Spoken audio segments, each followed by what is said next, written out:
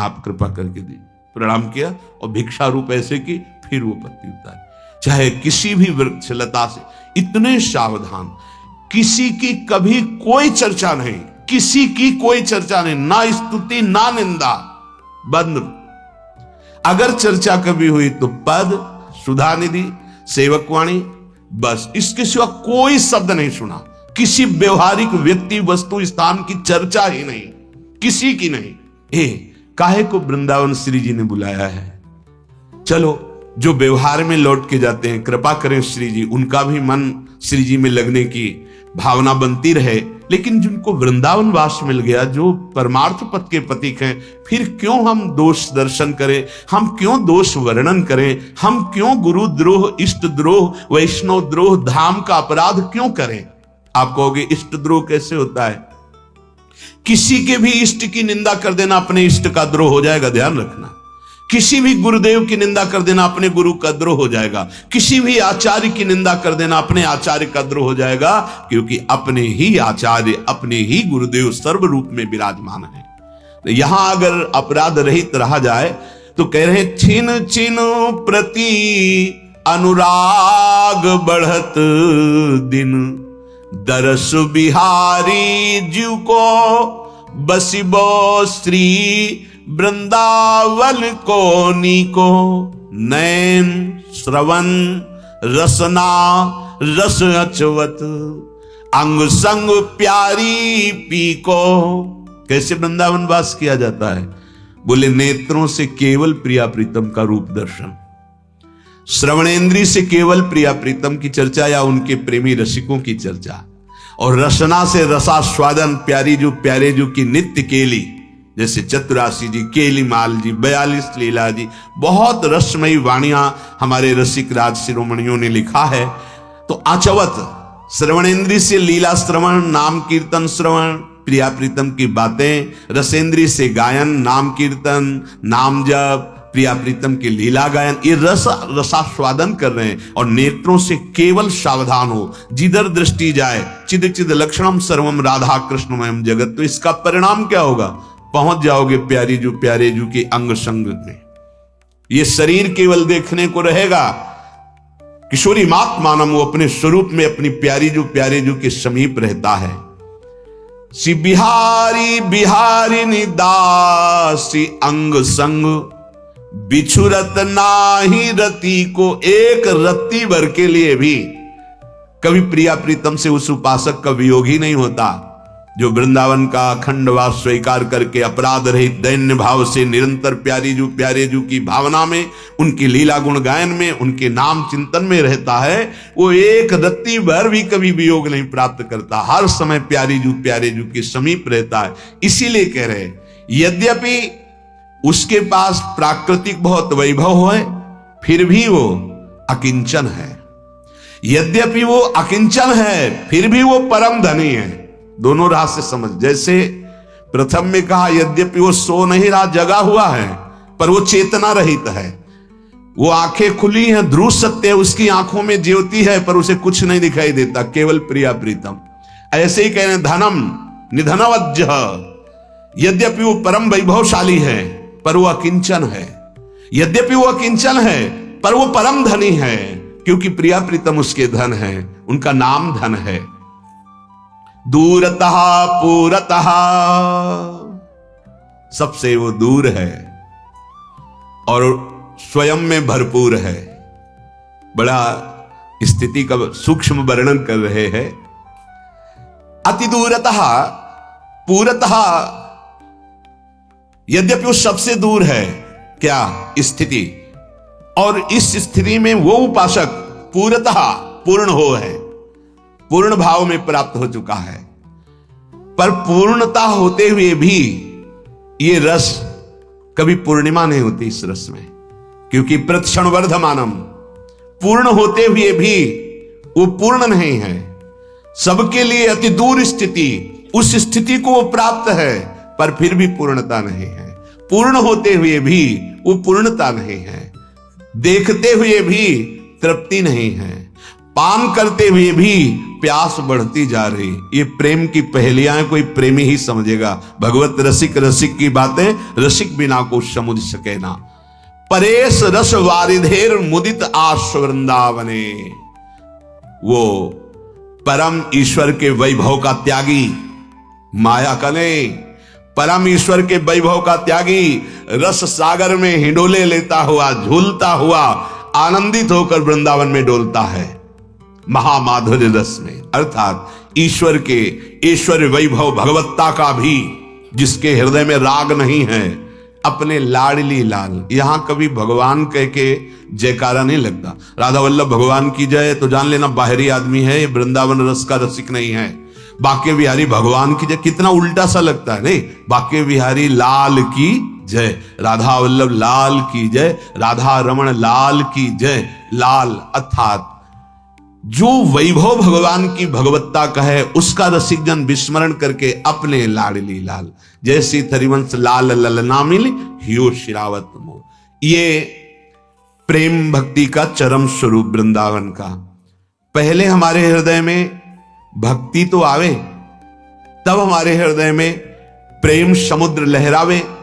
भक्ति की चर्चा में पीछे वर्णन किया गया कि भक्तिवान उपासक को, भक्तिवान जो जिसके अंदर भक्ति जागृत हो गई है, उसको अपने ऐसे आचरण क्रियान्वित प्रकट करने चाहिए कि साधारण प्राणी उन्हीं क्रियाओं को करके भक्ति के मार्ग में आगे बढ़े।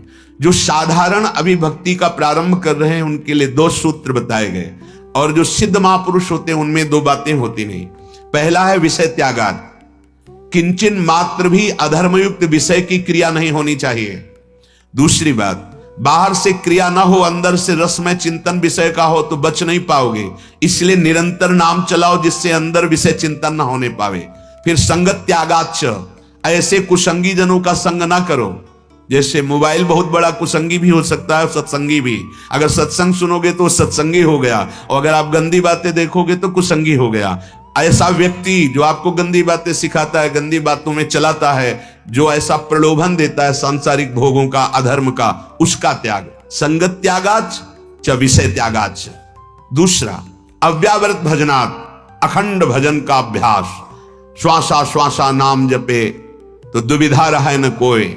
भगवत प्रेम प्राप्ति में दुविधा नहीं रह जाएगी हर श्वास में यदि नाम जप कर रहे हो। श्री भूरी सखी जी ने कहा है कि नाम श्वास 2 बिलक चलत है, इनको भेद नमो को भावे। श्वास नाम नाम ही श्वासा नाम, श्वास को भेद मुटावे। रोम रोम जब रग रग बोले तब कछ स्वाद नाम को पावे। ध्यान दीजिए, श्वास और नाम, नाम और श्वास एक हो जाएं। अव्यावृत भजनात्, अखंड भजन। आगे बात भक्ति की कही कि लोकोपि, अगर आप व्यवहार में हैं तो गुण श्रवण कीर्तन, नाम कीर्तन, गुण गायन, भगवान की लीलाओं का गायन कर रहे हैं, पदों का गायन कर रहे हैं, श्रवण, उनकी लीलाओं का श्रवण कर रहे हैं, उनका चिंतन कर रहे हैं। यदि आपकी जबान नाम कीर्तन नहीं करती, नाम जप नहीं करती, भगवत लीला गायन नहीं करती, तो बोले मेढक की जीभ के समान। आपके कान भगवत चर्चा नहीं सुनते, नाम कीर्तन नहीं सुनते, बोले सांप के बिल, जहां सांप जाता है ऐसे बिल के समान, क्योंकि विषवत बातें जा रही तुम्हारे कानों में। जिनके नेत्र भगवान का दर्शन करने के लिए व्याकुल नहीं होते, श्री विग्रह का दर्शन नहीं करते, संत दर्शन नहीं करते, वो नेत्र केवल चिन्ह मात्र हैं। इनसे कोई लाभ नहीं लिया आपने। नेत्रों का यही फल है, संत दर्शन, भगवत दर्शन, श्री विग्रह के दर्शन। आगे वर्णन कर रहे हैं, भक्तिम लब्धवतः साधो किमन्यद् वशिष्यते मयि अनंत गुणे ब्रह्मण्यानंदानुभवात्मनि। भगवान कहते हैं कि मैं अनंत गुणों से संपन्न, अनंत गुणों का समुद्र हूं। मैं सच्चिदानंद हूं, मैं ही ब्रह्म हूं।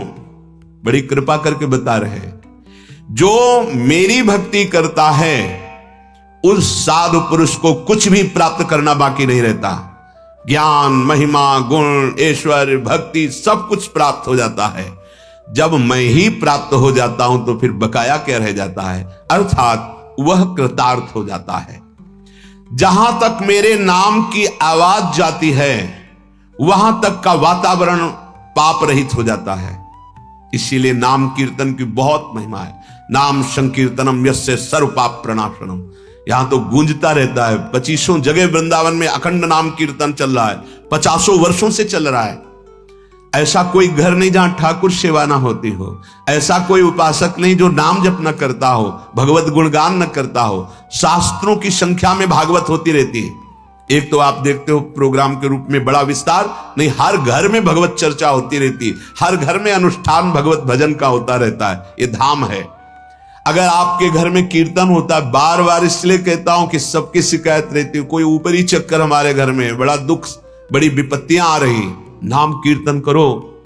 किसी की भी ताकत नहीं अपवित्रता पहलाने की वहां, न भूत न प्रेत न पिशाच न राक्षस, न कोई ग्रह न कोई नक्षत्र। मान लीजिए जो पे कृष्ण चरण मन अर्पित तो करी है का नवग्रह रंक, कोई नहीं बिगाड़ सकता। यदि आप नाम कीर्तन घर में करें तो आपका घर तीर्थ हो जाएगा, पाप रहित हो जाएगा।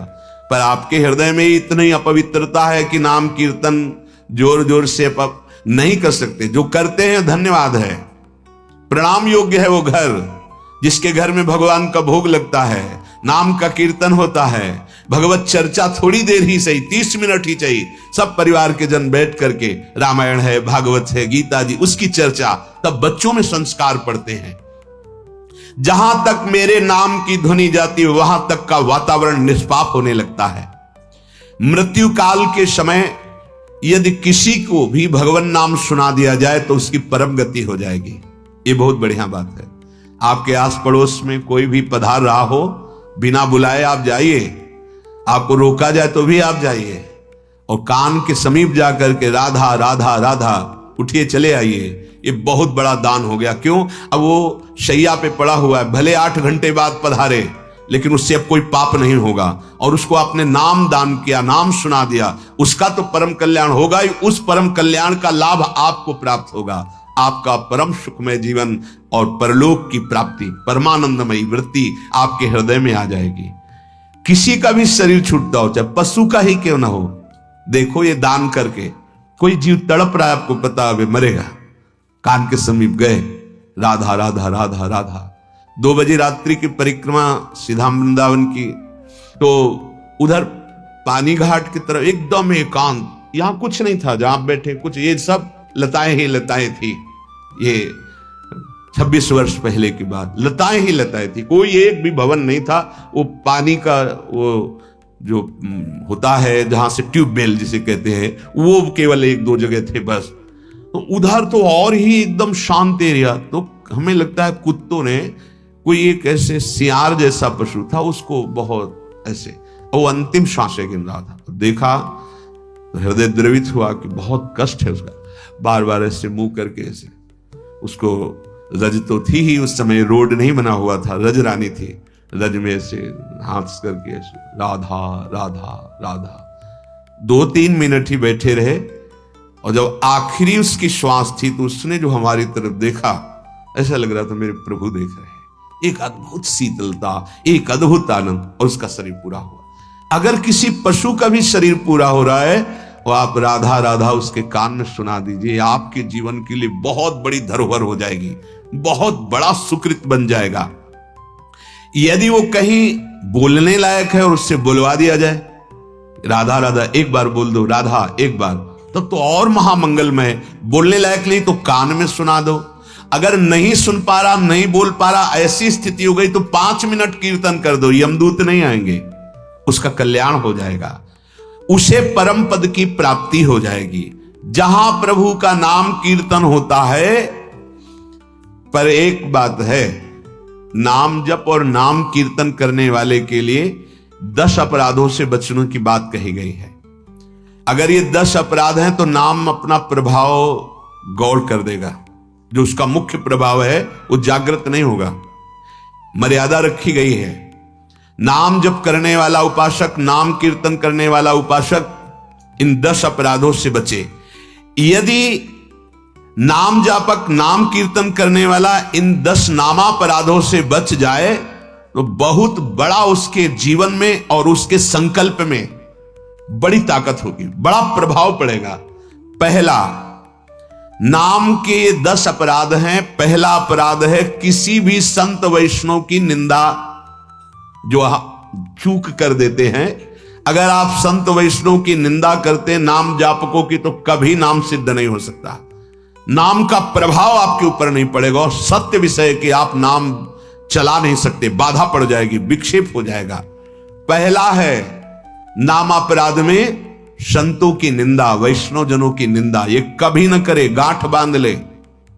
अगर कोई संत वैष्णव की निंदा कर रहा है तो कान में अंगुली डालो, ऐसा सिद्धांत है। संत शंभु श्रीपद अपवादा, कहीं सुनी तहां असमर्यादा, काटी जीभ तासु जो बसाई, और श्रवण मूंद नत चले पर आई।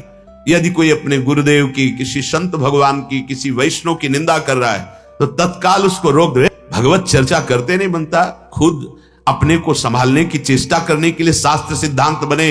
उन शास्त्र सिद्धांतों में किसी को नाप करके उसकी निंदा करने की नहीं, उसको, उसकी जबान को बंद कर दे। नहीं ताकत है तो कान में अंगुली डालो, राधा राधा, वहां से चले जाओ।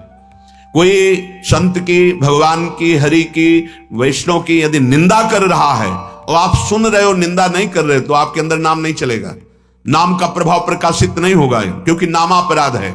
बहुत सावधान। दूसरा है भगवान के नाम में छोटे बड़े की भावना करके निंदा कर देना कि इस नाम से तो काम बनेगा, उस नाम से काम नहीं बनेगा। ऐसा जो कह रहा हो वो नाम जप ही नहीं सकता, उसके अंदर नाम का प्रकाश हो ही नहीं सकता, क्योंकि समस्त नाम हमारे प्रभु के हैं। जो नाम प्रिय, जो गुरुदेव ने दिया, तुम्हारे लिए जीवन सर्वस्व है, पर तुम निंदा किसी भी नाम की नहीं।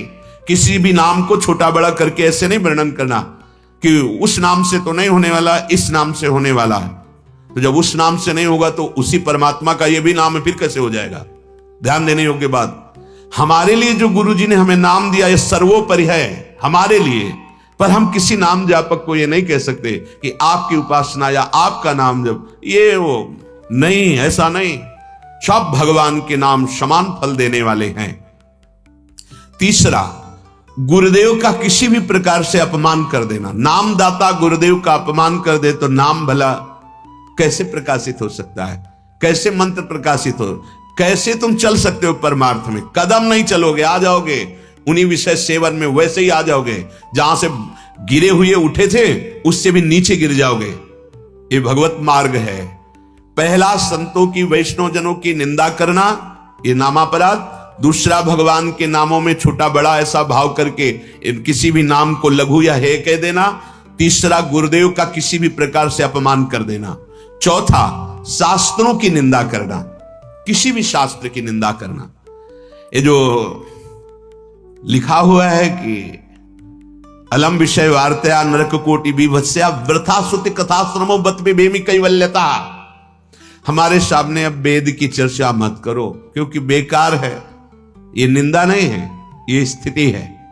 जैसे देवर्षि नारद जी कह रहे हैं, वेदान्नपि संन्यस्ते, जो वेदों का भी त्याग कर देता है, केवलम अवच्छिन्न अनुरागम लभते, क्योंकि अनुराग